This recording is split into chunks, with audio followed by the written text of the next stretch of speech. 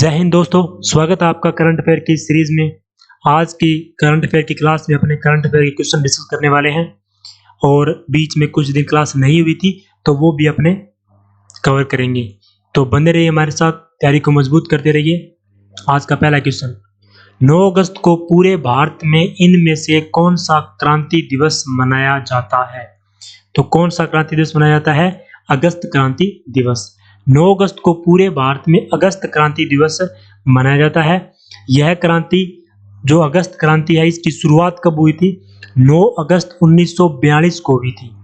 9 अगस्त 1942 को अगस्त क्रांति की शुरुआत हुई थी, इसीलिए 9 अगस्त को अगस्त क्रांति दिवस के रूप में मनाया जाता है। नेक्स्ट क्वेश्चन, 9 अगस्त को पूरे विश्व भर में कौन सा दिवस मनाया जाता है? तो 9 अगस्त को एक तो अगस्त क्रांति दिवस हो गया, और 9 अगस्त को कौन सा दिवस मनाया जाता है विश्व भर में? तो विश्व भर की बात कहूं तो विश्व भर में विश्व आदिवासी दिवस। 9 अगस्त को पूरे विश्व भर में विश्व आदिवासी दिवस मनाया जाता है। इस दिवस को विश्व जनजातीय दिवस भी कहते हैं। विश्व जनजातीय दिवस या विश्व आदिवासी दिवस 9 अगस्त को, और अगस्त क्रांति दिवस भी 9 अगस्त को। नेक्स्ट क्वेश्चन, टोक्यो ओलंपिक 2020 में किस भारतीय खिलाड़ी ने 13 साल बाद भारत के लिए गोल्ड मेडल जीता है?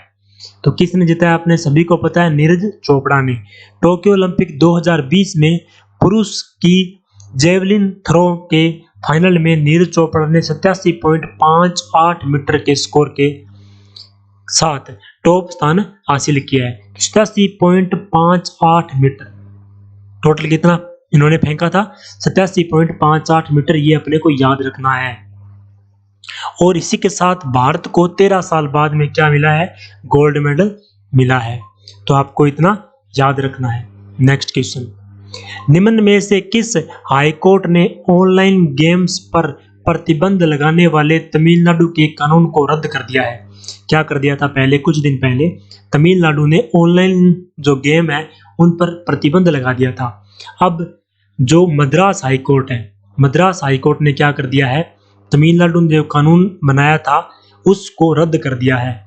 तो मद्रास हाईकोर्ट ने हाल ही में ऑनलाइन गेम्स पर प्रतिबंध लगाने वाले तमिलनाडु के कानून को क्या कर दिया है? रद्द कर दिया है, जिसमें पोकर, रम्मी और अन्य कौशल आधारित ऑनलाइन गेम पर प्रतिबंध लगा दिया था। यानी ये जो पोकर या रम्मी वगैरह जो गेम है, ऑनलाइन सट्टेबाजी वाले गेम है, तो उन पे क्या कर दिया था? इन्होंने प्रतिबंध लगा दिया तमिलनाडु ने। अभी मद्रास हाईकोर्ट ने प्रतिबंध जो कानून बनाया गया था उसको रद्द कर दिया है।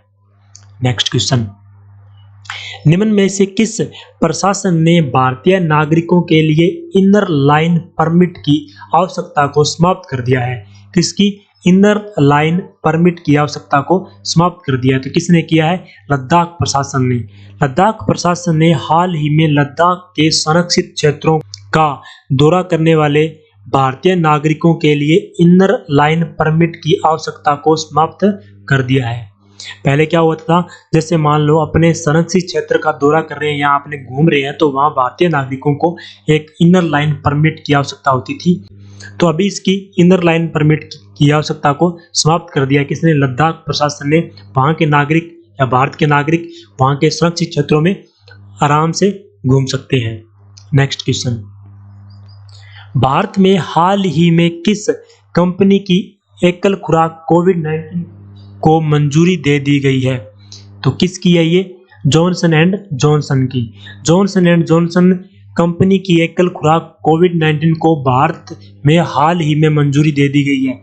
यानी ये क्या था? पहले अगर अपने यहाँ पर कोवैक्सीन, कोविशील्ड और स्पुतनिक वी चल रही थी, उनमें अपने को 2 डोज आवश्यक थी। तो जॉनसन एंड जॉनसन कंपनी की जो कोविड वैक्सीन है उसमें अपने को 2 खुराक नहीं, सिर्फ और सिर्फ 1 खुराक की आवश्यकता होती है। इसलिए अभी भारत में इसको मंजूरी मिल गई है। किसको? जॉनसन एंड जॉनसन की कोविड वैक्सीन को। Next question, doctor Virendra Kumar ने किस शहर के डॉक्टर अंबेडकर इंटरनेशनल सेंटर में पीएम दक्ष पोर्टल और मोबाइल ऐप लॉन्च किया है? डॉक्टर वीरेंद्र कुमार ने। तो कहां पर लॉन्च किया इसे? दिल्ली में। भारत की राजधानी दिल्ली के डॉक्टर अंबेडकर इंटरनेशनल सेंटर में केंद्रीय सामाजिक न्याय और अधिकारिता मंत्री डॉक्टर वीरेंद्र कुमार ने पीएम दक्ष पोर्टल और मोबाइल ऐप लॉन्च किया है, जिसे सामाजिक न्याय और अधिकारिता मंत्रालय द्वारा राष्ट्रीय ई गवर्नेंस डिवीजन के सहयोग से विकसित किया गया है। तो इसे डॉक्टर वीरेंद्र कुमार ने कहाँ लॉन्च किया है? तो दिल्ली में से लॉन्च किया है। नेक्स्ट क्वेश्चन, राष्ट्रीय औद्योगिक गलियारा कार्यक्रम नेशनल इंडस्ट्रियल कॉरिडोर प्रोग्राम के तहत अब तक कितने औद्योगिक गलियारों को मंजूरी दी गई है? तो कितने औद्योगिक गलियारों को मंजूरी दी गई है? 11। भारत सरकार ने 32 परियोजनाओं के साथ 11 औद्योगिक गलियारों के विकास को मंजूरी दी है।